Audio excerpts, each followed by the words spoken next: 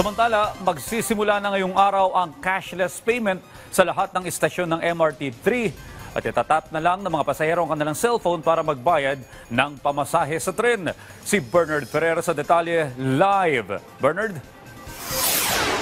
Audrey, naka-install na ilang turnstile sa MRT Line 3 na may credit at debit card reader bilang bahagi ng modern fare collection system sa linya.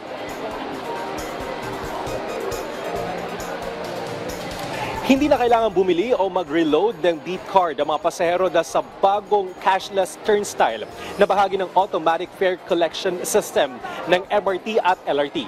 Sa halip, maaaring gamitin ng mga pasahero ang kanilang smartphone o debit at credit card sa pag-tap sa turnstile o mechanical gate na may umiikot na horizontal arms na nakakabit sa isang vertical post. Ang inisyatibang ito ng Department of Transportation ay alinsunod sa direktiba ni Pangulong Ferdinand R. Marcos Jr.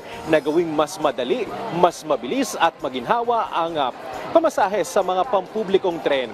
Kasabay nito umabot naman sa 5,104 na persons with disabilities o PWDs ang nakibahagi sa programang libreng sakay ng MRT mula July 17 hanggang 23 bilang bahagi ng pagdiriwang ng National Disability Rights Week.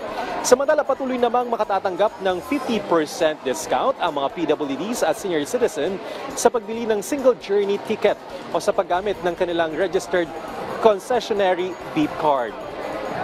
Audrey, tuloy-tuloy ang normal operasyon ng MRT Line 3 sa mga oras na ito bagamat malakas ang buhos ng ulan.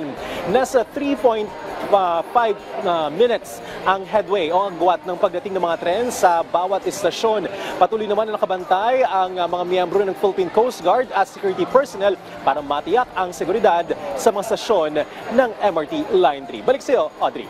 Maraming salamat, Bernard Ferrer.